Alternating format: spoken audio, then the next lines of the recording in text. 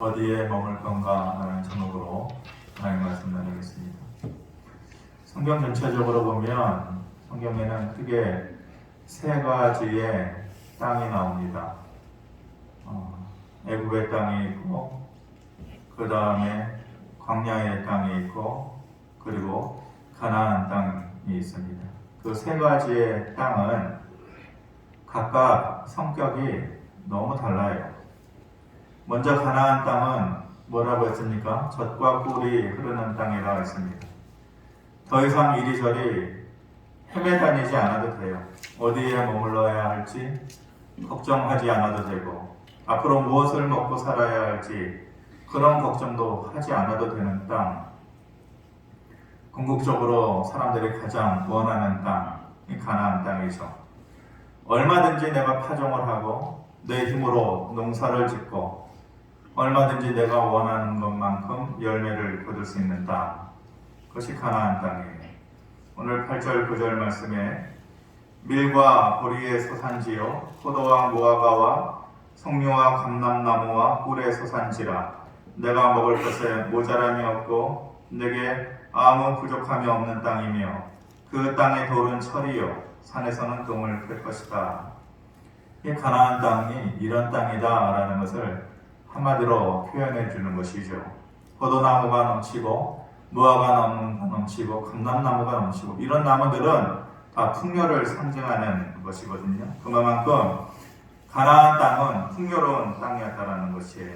그리고 먹을 것에 모자람이 없고 쓸 것에 부족함이 없었다. 그 땅 어디에든지 가서 꽃게내질을 하면 철이 나오고 산 어디에 가서 삽을 내려도 거기서 동을 찾을 수 있는, 요즘으로 말하면은 파는 대로 백금이 나오고 파는 대로 알루미늄이 나올 정도로 모든 것이 풍요로운 땅이 가나안 땅이다 이렇게 얘기해요. 두 번째로 애굽의 땅은 어떤 땅입니까? 그보다 못한 땅이에요. 애굽의 땅은 한마디로 얘기하면 사람의 도움을 얻어서 살았던 땅이에요. 이스라엘 백성들이 애굽에서 430년 종노릇 했잖아요.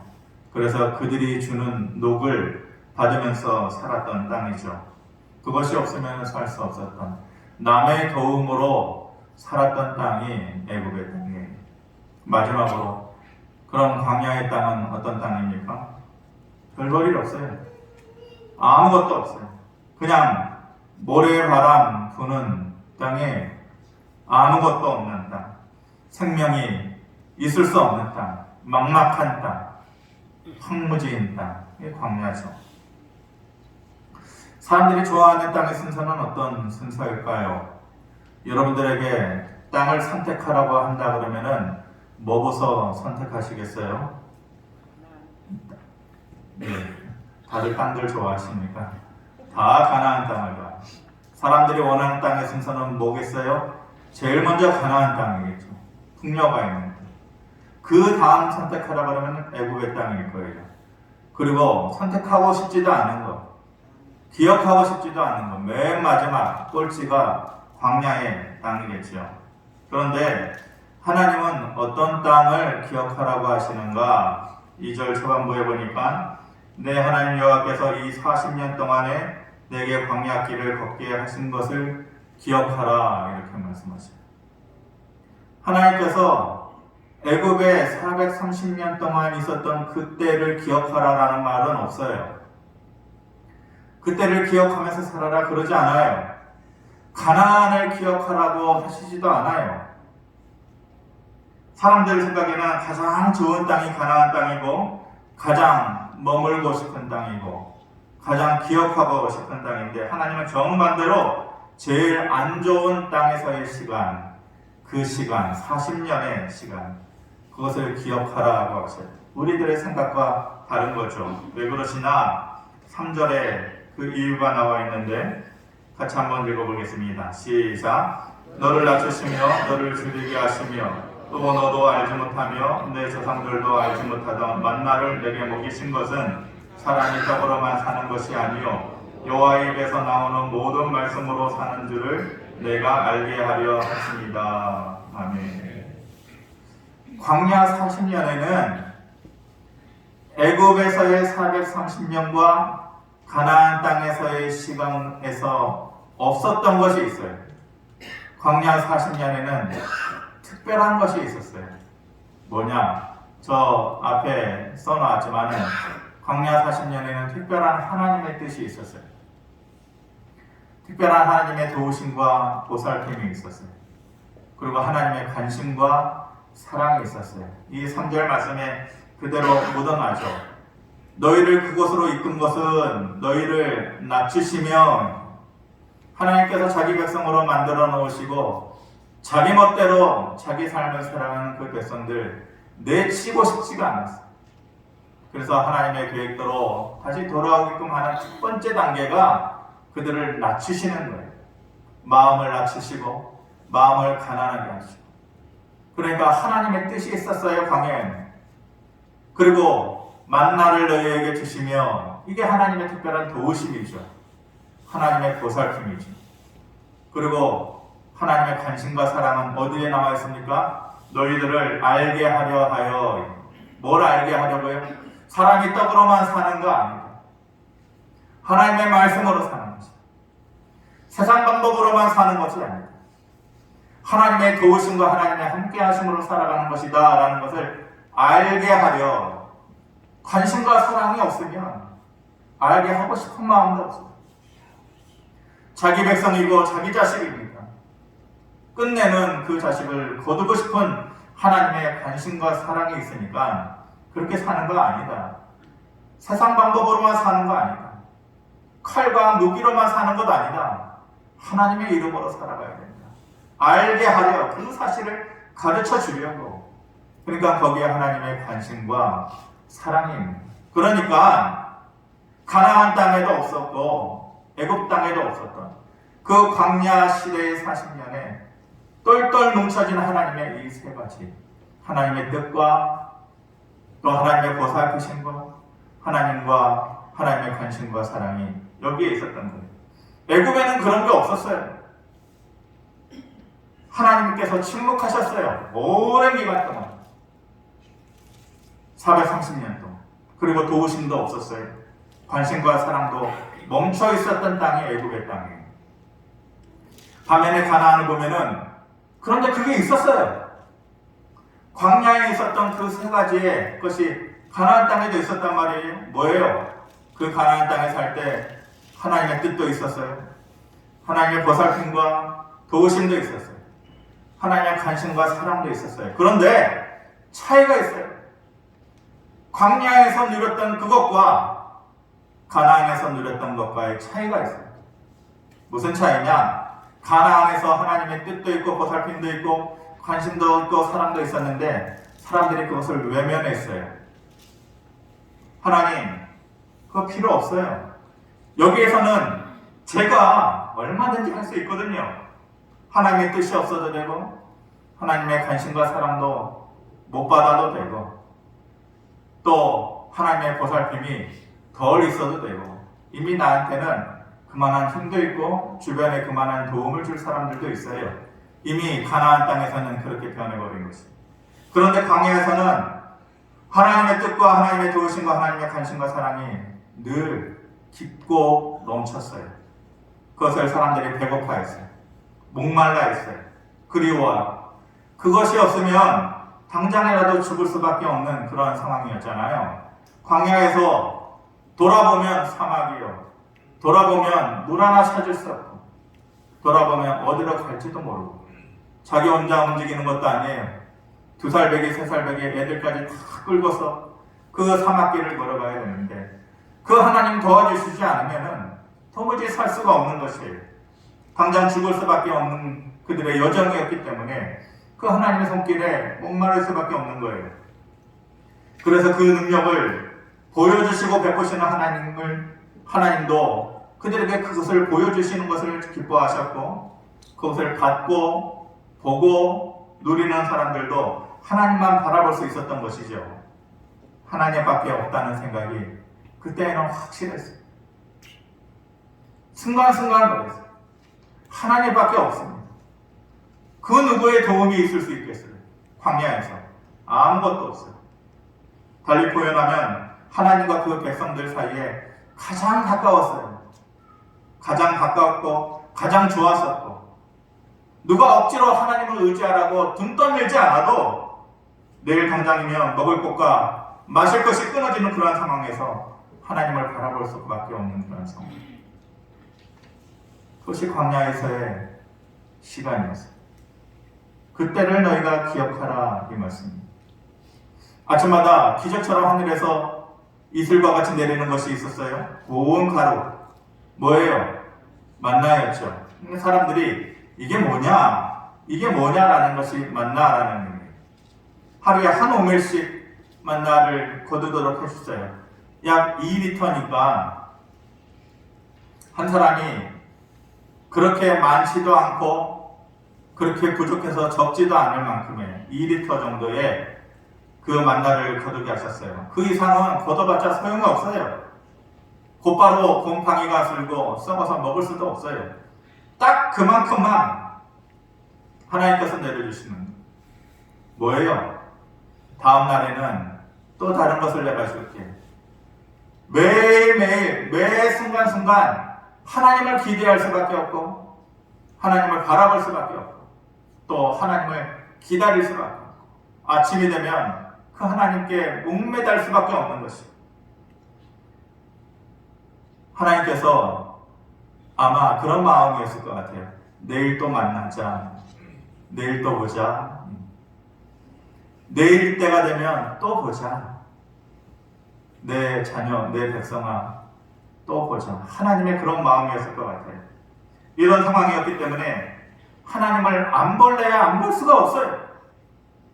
기대하지 않을래야 기대하지 않을 수가 없는 것이에요. 한순간도 하나님을 떠나서 살 수가 없는 삶이라는 것을 가르쳐 주셨어요. 그리고 백성들은 거기에서 자연스럽게 배운 거예요. 제가 이 강단에서 수백 번, 수천 번을 외쳐도 안 되는 게 거기에서는 된 거예요. 누가 억지로 먹이지 않아도 그때에서는, 그곳에서는, 그 상황에서는 그 백성들이 그걸 알았어요. 하나님 바라볼 수밖에 없구나. 한순간도 하나님을 떠나서는 우리가 살 수 없구나. 광야에서 자연스럽게 그걸 배운 거예요.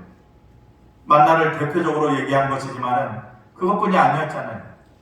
불기둥도 보여주시고 구름기둥도 보여주시고 마실 물이 없을 때에는 반석을 깨뜨려서 마실 물을 내시고 모든 것이, 모든 순간이 기적의 순간이었어요.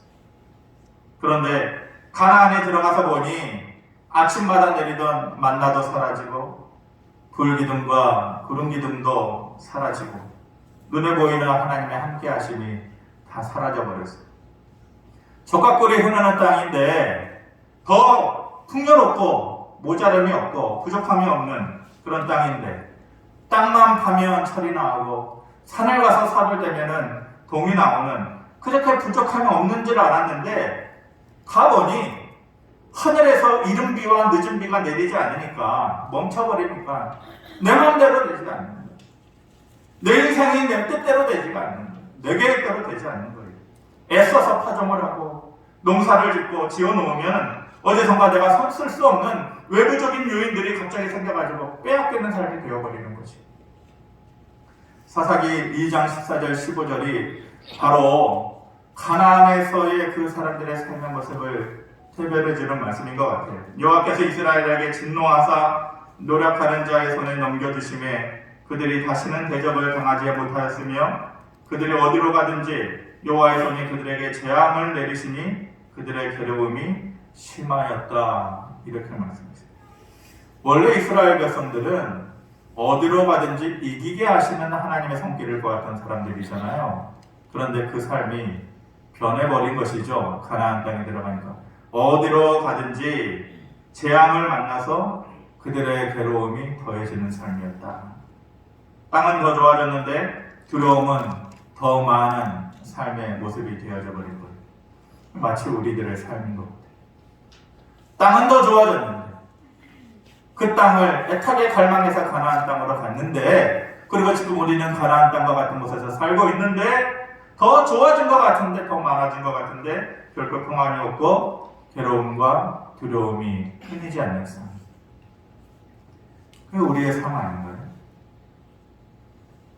4절에 우리가 잘 아는 말씀이 이 40년 동안에 내 의복이 헤어지지 아니하였고 내 발이 부르트지 아니하였다 말씀하시요. 40년 동안에 수선실이 있었던 것도 아니고 가죽이 넘쳐나는 것도 아니고 섬유질이 좋았던 것도 아니고 그런데 의복이 헤어지지 않고 발이 부르트지 않았다. 광야길을 걷는 것이 얼마나 험해요. 무슨 가죽신을 얼마나 대단한 걸 신었길래 신발이 닳지 않았겠고 발이 부르트지 않았겠어요. 근데 그렇게 하셨다라는 거예요. 이게 하나님의 은혜죠. 하나님의 놀라운 능력인 것이죠. 그런데 정작 가나안에서는 광야에서는 옷이 헤어지지 않고 발이 부르트지 않았는데 자기들이 원해가지고 들어갔던 그 풍요의 땅인 가나안 땅에서는 그러지 않았어요. 늘 옷을 찢었어요. 광야에서는 옷이 헤어지지 않았는데 가나안에서는 늘 옷을 찢었어요. 다른 사람들이 쳐들어와서 자기들을 빼앗길 때에 마음이 슬퍼서 옷을 찢고 아내를 빼앗기고 자식들을 종으로 내어주면서 그들의 옷을 찢었어요. 자기보다도 힘센 사람들이 쳐들어와가지고 그들 앞에 무릎을 꿇려놓고 한없이 자존심 상하는 말로 모든 백성들에게 외쳐댈 때에 그 한없는 무너짐 앞에서 자기의 옷을 늘 찢었어요. 그리고 정작 광야에서는 발이 부르트지 않았는데 가나안에 들어가서는 늘 발이 부르텄어요. 신발이 닳고 닳았어요. 아수르가 쳐들어왔을 때 힘 한 번 못 쓰고 포로로 잡혀가면서 신발이 닳았고 바벨론 70년 포로 생활을 하러 가면서 신발이 닳아서 없어졌고 애굽으로 도망치느라고 신발이 상할 날이 없었어요. 신발이 되어지고 낡고 닳아지고 이런 삶의 결과가 왜 왔나? 하나님의 뜻을 바로 읽지 못해서 그럽니다. 하나님의 뜻이 뭐였습니까? 너희가 어디에 있든지 어떠한 상황에 있든지 간에 너희의 마음은 가나안에 머물지 말고 광야에 머물러야 된다. 그 광야의 40년의 삶을 기억하라 하신 것이잖아요. 거기서 때로는 낮아지기도 해요. 광야의 삶이 좋지 않아요. 팍팍해요. 힘들어요. 어려워요. 그러니까 거기에서 때로는 낮아지기도 하고 때로는 줄이기도 하겠지만 그래도 거기에서는 늘 하나님의 손길이 있지 않았냐. 그게 더 좋지 않았냐. 그때가 너희에게 더 좋지 않았냐. 이거예요. 그러니까 광야의 40년을 기억하고 너희의 마음을 다시 거기에 머물게 하라. 이런 말씀인 것이죠. 광야에서는 그때그때 하나님의 응답이 있었어요. 하나님의 응답이 없으면 어떻게 살아요? 먹을 것 없으면 죽고 마실 물 없으면 목말라 죽는데 그때 하나님께서 응답해 주셨어요. 하나님의 침묵이라는 말이 어울리지 않아요. 하나님께서 왜 침묵하셔요? 하나님 침묵하시면 다 죽는데 430년 동안 침묵할 리도 없고 70년 동안 침묵할 리도 없어요. 광야에서는 그때 하나님께서 응답해 주셨어요. 내일은 뭐 먹고 내일 어디로 가고 그 두려움은 있었죠. 사람이 살면서 전혀 두려움이 없는 삶을 살 수 있나요? 아니죠. 근데 그 두려움이라는 것이 나를 죽이는 두려움이 있고 그리고 내 인생에 힘이 되는 두려움이 있어요. 광야에서의 그 두려움은 그 두려움 때문에 꼬꾸라지지 않아요. 내일은 어디로 가야 돼? 불기둥과 구름기둥이 있으니까 가면 되겠지. 그래, 그만한 두려움에 살면서 얼마든지 이겨낼 수 있는 두려움이 내일은 뭐 먹지? 아니, 하나님께서 또 주시지 않겠어? 매일 그러셨잖아. 오늘은 한 오면만 가져가. 내일 또 주실 건데, 예? 약간의 두려움이 있지만은 그 두려움 때문에 꼬꾸라지지 않아요. 광야는 늘 해결함이 있었던 땅이에요. 우리는 지금 가나안과 같은 땅에 살고 있어요. 풍요의 삶에 우리가 적혀 있어요. 우리 중에 누구에게라도 애굽의 땅과 가나안의 땅, 광야의 땅에서 선택하라고 하면 누구도 광야를 선택하는 사람이 없어요. 하나님께서 내 삶의 주인이 되셨고 우리가 그의 백성 되고 하루하루 그 음성을 듣기를 기다리고 그의 손길이 내게 오는 것을 기대하면서 살았던 그의 삶, 그런 삶 필요 없다고. 정작 우리가 사는 땅이 가나안 땅인데 그런 하나님의 도우심은 필요 없다고, 싫다고 말해요. 그냥 하나님 주인 되시는 것보다 내가 주인 돼서 사는 게 더 좋다고 얘기해요. 점점 자기가 주인 되는 삶, 하나님 뒤에 계시고 내가 필요할 때만 하나님 내 앞에 나타나 주셔요. 하나님 앞에서 그렇게 얘기하면서 사는 거죠. 말씀을 맺으면서 고린도 후서 6장 9절 10절 말씀, 우리가 잘 아는 말씀이지만 이 말씀이 제게 달리 보이더라고요. 원래의 하나님께서 은혜 주시고 복 주시는 사람의 삶이라는 것이 고린도 후서 6장 9절 말씀이에요. 제가 읽을 테니까 여러분들은 바꿔놓은 그 말씀을 읽으시기를 바랍니다. 무명한 자 같으나 유명한 자요, 죽은 자 같으나 보라 우리가 살아있고, 징계를 받는 자 같으나 죽임을 당하지 않냐, 근심하는 자 같으나 항상 기뻐하고, 가난한 자 같으나 많은 사람을 부유하게 하고, 아무것도 없는 자 같으나 모든 것을 가진 자로다. 광야의 마음을 두고 사는 사람이 받는 하나님의 은혜예요. 하나님의 능력이에요. 무명한 자 같지만 유명한 자예요. 가난한 자 같지만은 많은 사람을 부유하게 하는 자. 하나님의 은혜가 있기 때문에 가능한 일이에요. 하나님의 능력이 임해지니까 가능한 일이에요. 누구에게요? 광야에 우리의 마음이 머물 때에, 그 하나님을 기억할 때에 이런 일이 있을 수 있는 거예요. 근데 우리가, 저와 여러분이 이러냐 이거예요. 광야를 기록하라고 하는 그 하나님의 말씀대로 우리가 살아가냐 이거예요.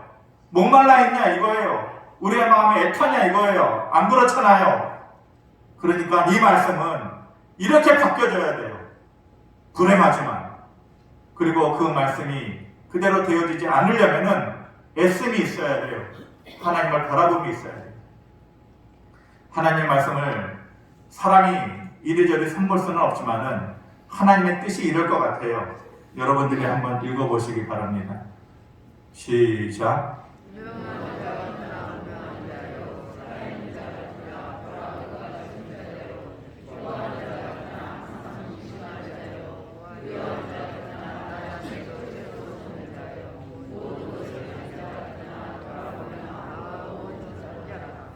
이게 얼마나 불행한 삶입니까?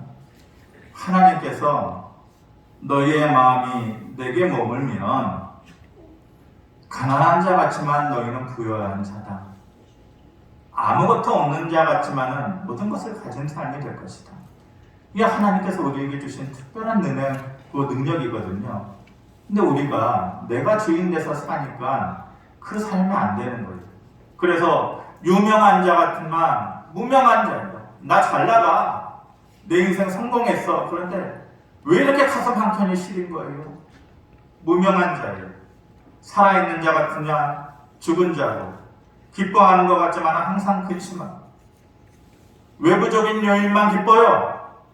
내 마음속 깊은 것은 기쁘지가 않아요. 부유한 자 같지만 나 자신도 채울 수 없어. 하나님께서 함께 하시고 붙잡아 주시는 삶은 가난한 자 같지만 내 주변 사람들을 모두 풍요하게 해주는 삶이었는데, 내가 가난의 삶에 빠져가지고 주인 되는 삶을 살았더니 부유한 것 같은데 나 자신마저도 채울 수 없는 초라함이, 모든 것을 가진 자 같지만 돌아보면 아무것도 없는 자다. 그렇지 않아요? 다 누리고 다 해보고, 근데 왠지 돌아서면 아무것도 없는 것 같아요. 이런 삶이 우리의 삶이 되면 되겠습니까? 우리의 기억과 우리의 마음이 순간순간 하나님만 바라보고 하나님만 기대하고 살았던 그 광야의 때를 더 사모하고 더 기대하고 더 바라면서 살기를 바랍니다. 우리에게 그런 포인트가 다 있었어요. 신앙생활 못 모르고 시작했고 떠밀려서 시작했고 억지로 했을 때도 있었고, 근데 우리에게 그런 포인트가 있었어요. 광야에서의 삶, 하나님께서 주시는 것에 더 목말라하고 그것을 더 좋아하고 더 기대하면서 살고. 근데 우리가 달라졌잖아요. 가나안의 삶에 빠져 살면서 그거 싫다고 말하잖아요. 다시 기억하라는 거예요, 하나님께서. 그래서 하나님께서 내 삶의 주인이 되어주시는 그 삶, 내가 그것을 더 기뻐하고, 그래서 하늘에 떠있는 해만 바라보면서 꽃을 피우는 해바라기처럼 하나님만 바라보는, 그래서 우리의 소망이 키워나가는 해바라기 아닌 주바라기의 삶, 저와 여러분들이 그런 삶을 살아가기를 바라고, 그런 삶이 광야의 삶일 때에 하나님께서 늘 함께 해주시는 거예요. 하나님의 침묵이 없어요. 그때 도와주시는 거예요. 그 삶이 더 귀한 것 아니겠습니까? 우리가 머물러야 할 곳은 바로 우리의 마음이 광야에 있는 것이, 하나님을 바라보는 것, 하나님을 의지하는 것. 한 주간의 삶 가운데 우리의 마음이 광야에 머물 수 있기를 주님의 이름으로 축원합니다. 고마우신 아버지 하나님, 나 잘났다고 내가 얼마든지 파종하고 농사짓고 살 수 있는 삶이라고, 그래서 가나안 땅 좋다고 얘기했는데 오히려 가난하고 모자르고 가진 것 같지만 돌아보면 아무것도 없는 삶이었던 것을 우리가 잘 압니다. 살면서 경험했던 바입니다. 아버지 하나님, 우리의 마음이 하나님의 말씀을 기억하여서 다시 한번 광야의 때를 기억하기를 원합니다. 하나님 없이는 살 수 없었던, 하나님의 손길 없었더라면 앞으로 나아갈 수 없었던 그때를 기억하면서 하나님과의 관계를 더욱더 깊이 할 수 있는, 그 도우심에 목말라서 살 수 있는 그런 하루 한 주간의 삶이 되도록 은혜를 더하여 주시옵소서. 예수님의 이름으로 기도하옵나이다. 아멘. 예수님을